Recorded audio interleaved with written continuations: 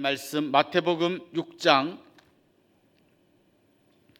19절부터 34절 마지막 절 말씀까지 저와 여러분이 교독하도록 하겠습니다. 마태복음 6장 19절부터 34절까지 말씀입니다. 너희를 위하여 보물을 땅에 쌓아두지 말라. 거기는 좀과 동록이 해하며 도둑이 구멍을 뚫고 도둑질하느니라. 오직 너희를 위하여 보물을 하늘에 쌓아두라. 거기는 좀이나 동록이 해하지 못하며 도둑이 구멍을 뚫지 못하고 도둑질도 못하느니라. 내 보물 있는 그곳에는 내 마음도 있느니라. 눈은 몸의 등불이니 그러므로 내 눈이 성하면 온몸이 밝을 것이요 눈이 나쁘면 온몸이 어두울 것이니 그러므로 내게 있는 빛이 어두우면 그 어둠이 얼마나 더하겠느냐. 한 사람이 두 주인을 섬기지 못할 것이니 혹 이를 미워하고 저를 사랑하거나 혹 이를 중히 여기고 저를 경히 여김이라. 너희가 하나님과 재물을 겸하여 섬기지 못하느니라. 그러므로 내가 너희에게 이르노니 목숨을 위하여 무엇을 먹을까 무엇을 마실까 몸을 위하여 무엇을 입을까 염려하지 말라. 목숨이 음식보다 중하지 아니하며 몸이 의복보다 중하지 아니하냐. 농중의 새를 보라. 심지도 않고 거두지도 않고 창고에 모아들이지도 아니하되 너희 하늘 아버지께서 기르시나니 너희는 이것들보다 귀하지 아니하냐. 너희 중에 누가 염려함으로 그 키를 한 자라도 더할 수 있겠느냐. 또 너희가 어찌 의복을 위하여 염려하느냐. 들의 백합화가 어떻게 자라는가 생각하여 보라. 수고도 아니하고 길쌈도 아니하느니라. 그러나 내가 너희에게 말하노니 솔로몬의 모든 영광으로도 입은 것이 이 꽃 하나만 갖지 못하였느니라. 오늘 있다가 내일 아구기에 던져지는 들풀도 하나님 이렇게 입히시거든. 하물며 너희일까 보냐. 믿음이 작은 자들아. 그러므로 염려하여 이르기를 무엇을 먹을까 무엇을 마실까 무엇을 입을까 하지 말라. 이는 다 이방인들이 구하는 것이라. 너희 하늘 아버지께서 이 모든 것이 너희에게 있어야 할 줄을 아시느니라. 그런즉 너희는 먼저 그의 나라와 그의 의를 구하라. 그리하면 이 모든 것을 너희에게 더하시리라. 그러므로 내일 일을 위하여 염려하지 말라. 내일 일은 내일이 염려할 것이요 한날의 괴로움은 그날에 족하니라.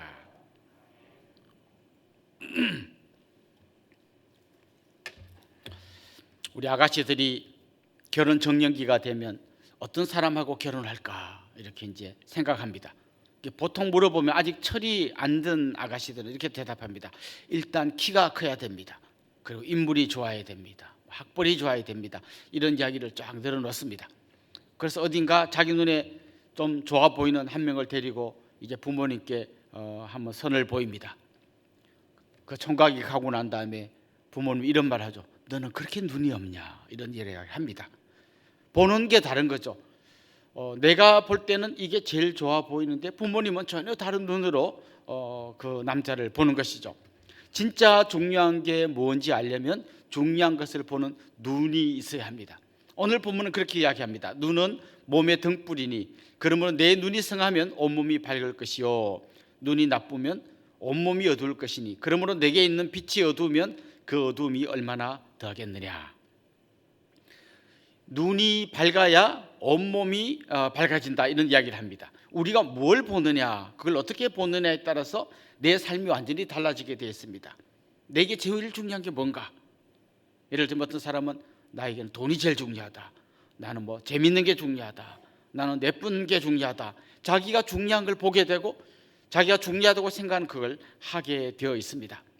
뭘 보느냐 어떻게 보느냐 이걸 좀 어려운 말로 세계관이라고 말합니다. 이 세상을 내가 어떤 눈으로 보느냐 이거죠. 그런데 보통 우리가 살아가고 있는 이 땅의 사람들이 보는 세상을 보는 다양한 세계관이 있습니다. 우리는 그 한가운데 있기 때문에 이 사람의 영향도 받고 저 사람의 영향도 받고 그러다 보니까 한마디로 혼합된 세계관을 갖고 있습니다. 그래서 누가 내가 막 주식 사고 뭘 코인을 샀는데 대박이 났다. 복권을 샀는데 뭐 엄청나게 많은 돈이 그렇다면 매일 나도 그런 거 막 쫓아다니다가 또 그게 폭락했다면 아이고 이게 아닌가 보다. 그러다가 막 또 사람들 모여가지고 같이 치맥 먹고 노래방 가고 하면 거기에 올려 놀다가 어느 날 보면 아이고 주일 되는데 교회 가자. 또 교회 옵니다. 교회 오면 여러분 가장 중요한 게 뭔지 아십니까? 주 예수보다 귀한 건 없습니다. 맞아 주님이지. 그랬다가 또 저기 가면 이 말 듣고 저기 가면 이 말 듣고 그러다가 혼합된 세계관 속에서 이리저리 왔다 갔다 하면서 살아갈 때가 많습니다. 오늘 본문에서 주님은 그렇게 살아가는 우리 앞에 빨간 신호등을 켜십니다. 정신없이 달려가다가 우리는 빨간 신호등 앞에 멈춥니다. 그리고 지금 내가 어떻게 살고 있나, 지금 내가 뭘 보고 있나, 내 눈은 어디에 맞춰져 있나, 이런 걸 생각해 보게 됩니다.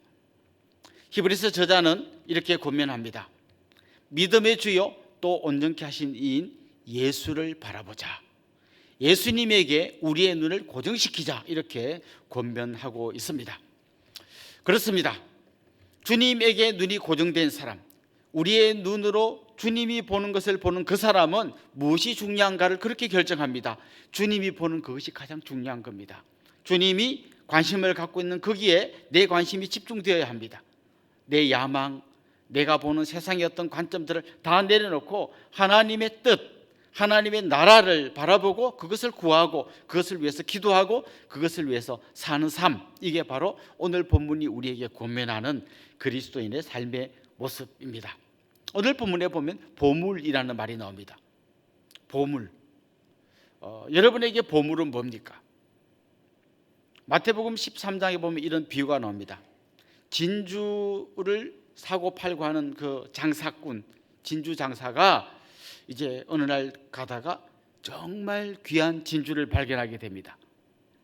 그리고 그 진주를 사기 위해 자기의 전 재산을 다 팔아서 그 진주를 사는 이야기가 마태복음에 나옵니다. 자, 여러분 한번 보십시오. 이 진주는 땅속에 파묻혀 있다가 발견된 게 아닙니다. 누군가 갖고 있는 겁니다. 그러니까 이 사람이 살려고 하는 거겠죠. 딴 사람도 이 진주를 보고 있습니다. 많이 봤습니다. 그런데 이 진주의 가치를 모르기 때문에 에이, 너무 비싸, 안 삽니다. 그렇지만 이 진주의 가치를 아는 사람은 전 재산을 다 팔아서라도 사야 될 만큼 이 진주가 소중하다는 걸 압니다. 다시 말하면 진주를 보는 눈이 있는 겁니다. 오늘 본문은 그걸 계속해서 이야기하는 거죠. 여러분이 진짜 보아야 할 걸 보고 있습니까? 진짜 보물이 뭔지를 발견했습니까? 그걸 봐야 합니다. 이렇게 말합니다. 오늘 본문에는 특별히 두 가지, 사람들이 보물로 삼아야 될 것, 대표적인 것 두 가지를 소개하고 있습니다. 하나는 돈이고 하나는 하나님입니다. 여러분은 어느 걸 보물로 보고 있습니까? 어느 보물을 섬기고 있습니까? 이렇게 이야기합니다. 사실은 보물은 섬기는 대상이 아니라 정말 내가 내 마음속에 소유해야 될 가장 소중한 것입니다. 그런데 어느 순간 돈을 보물로 생각하게 되면 돈을 주인으로 섬기게 되어 있습니다. 그러다 보면 어떻게 됩니까? 내가 진짜 섬겨야 될 하나님 대신에 돈이 내 인생의 주인의 자리에 앉게 되는 겁니다. 그래서 돈이 되는 거면 내 시간을 드리고 돈이 되는 거면 내 열정을 거기에 쏟아붓습니다. 그러나 돈이 안 되면 거기에는 내 시간도 아깝고 거기에 내 열정을 쏟아부을 힘이 없게 되는 거죠. 그런데 성경은 경고합니다. 그건 절대 보물이 될 수 없다. 왜냐하면 결국 그런 것들은 녹슬고 도둑이 훔쳐가고 언젠가는 다 사라지게 될 거다. 오늘 본문에 이런 표현이 나옵니다. 너희가 염려한다고 너희 키가 한 자라도 더 할 수 있냐? 없다는 거죠. 여기서 키는 단지 내 이 신체적인 키만 의미하는 게 아닙니다. 우리 인생의 길이도 의미하는 겁니다. 너희가 염려한다고 너희 인생이 한 뼘이라도 길어질 수 있겠느냐? 오늘 문맥 속에서 이 말씀 어떤 의미를 갖고 있습니까? 당신이 아무리 많은 돈을 가진다고 해도 하나님이 당신을 부르시면 당신 인생이 끝날 것이고 그때 당신은 단 한 푼의 돈도 가지고 갈 수 없을 겁니다. 그래서 오늘 본문은 그렇게 권면하는 거죠. 너희 보물을 하늘에 쌓아두라, 이렇게 권면하고 있습니다. 그렇습니다. 우리에게 돈, 재물이라는 것은 하나님이 우리에게 주신 선물입니다. 이 사람에게 필요할 때 우리에게 선물로 재물을 주십니다. 그런데 선물을 주시는 하나님 대신에 하나님 주신 선물에 집중하다 보면 하나님은 뒤로 물러가고 그 돈이 내 인생을 끌고 가는 것처럼 보입니다. 마치 아빠가 어떤 선물을 사다 줄 때 아이가 아빠 최고 했는데 가만 옆에 있는 언니를 보니까 언니가 받은 선물이 더 좋아요. 그때부터 아빠 최고 없어지고 언니는 큰 거 받고 나는 작은 거 받았다. 거기에 집중하게 됩니다. 그러면 오히려 아빠도 원망스러운 대상이 되는 거죠. 여러분 생각해 보십시오. 왜 하나님이 저 사람에게 저렇게 많은 걸 주고 나는 이렇게 지지리공상 어렵게 살게 하는가? 혹시 이런 생각하지 않습니까? 왜 저 사람은 저런 좋은 남편 만나고 우리 남편은 왜 요 모양인가? 하나님은 왜 이렇게 불공평한가? 이런 생각 해보지 않았습니까? 종종 우리가 드는 이 생각의 진짜 문제는 뭔가 하면 내 눈이 어디에 맞춰져 있냐 하는 것입니다. 하나님 주신 선물이 아니라 하나님에게 우리의 눈이 맞추어져 있어야 한다는 것이죠. 결국 오늘 본문은 우리에게 한 가지를 계속해서 권면합니다. 그렇기 때문에 진짜 하나님의 나라와 하나님의 의를 구해라. 그럼 나머지는 하나님이 다 알아서 해주신다. 분명히 이 말씀 들으면요, 그래야지 하고 생각합니다. 그런데 또 나갔는데 밖에 나가서 보면 내 눈에 들어오는 게 있습니다. 여러 가지 막 어려움들이 막 보이게 됩니다. 염려가 생깁니다. 지금 장사가 잘 안 되고 또 뭐 물가가 오르고 우리 애들은 점점 커가고 이러다가 정말 뭐가 돌아가겠나는 염려가 우리를 확 잡아삼킵니다. 그러면 그 염려가 우리를 끌고 가기 시작합니다.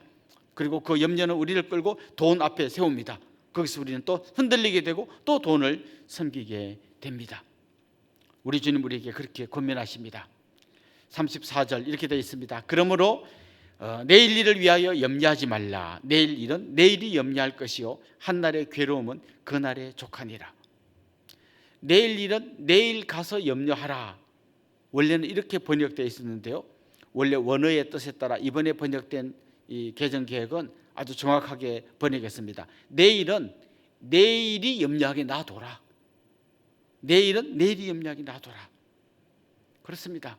여러분, 내일 무슨 일이 일어날지, 10년 후에 어떤 일이 일어날지, 그건 그때 그것이 결정하고 그것이 염려하게 놔두고 나는 오늘 주님 바라보면서 살라고 이야기합니다. 염려가 될 때마다 주님 바라봐야 하는데요, 이 염려를 주님 바라보는 눈으로 바꾸는 핵심 열쇠가 뭔가 하면 믿음입니다. 염려가 커지면 믿음이 작아지게 되어 있고요, 믿음이 커지면 염려가 작아지게 되어 있습니다. 공중에 새도 먹이시고 들의 백합화도 입히시는 그분이 우리 하나님이십니다. 그분이 우리의 주인이십니다. 우리가 그 하나님을 구할 때, 그 하나님에게 우리의 눈을 맞출 때, 그 하나님을 온전히 믿을 때 우리에게서 염려는 사라지고 주님 바라보며 기쁨으로 달려가며 하나님의 나라와 하나님의 의를 구하게 될 줄로 믿습니다. 염려하지 말고 믿으십시오. 여러분이 믿는 그분에게 기도하십시오. 오늘도 그런 복된 하루가 될 수 있기를 주님의 이름으로 축원합니다. 같이 한번 기도하겠습니다. 하나님 아버지, 수많은 어려움과 걱정들이 밀려올 때 우리 눈을 열어 하나님을 바라보게 하여 주옵소서. 하나님, 사람들이 바라보는 그런 눈으로 세상을 보지 않게 하여 주시고 주님이 주시는 눈으로 주님에게 우리의 눈을 고정시킬 수 있도록 도와주시옵소서. 모든 염려, 근심, 걱정 주님께 맡기고 믿음으로 하나님의 나라와 하나님의 의를 구하는 귀하고 복된 믿음의 사람들 되게 하여 주옵소서. 감사하고 예수님의 이름으로 기도드립니다. 아멘.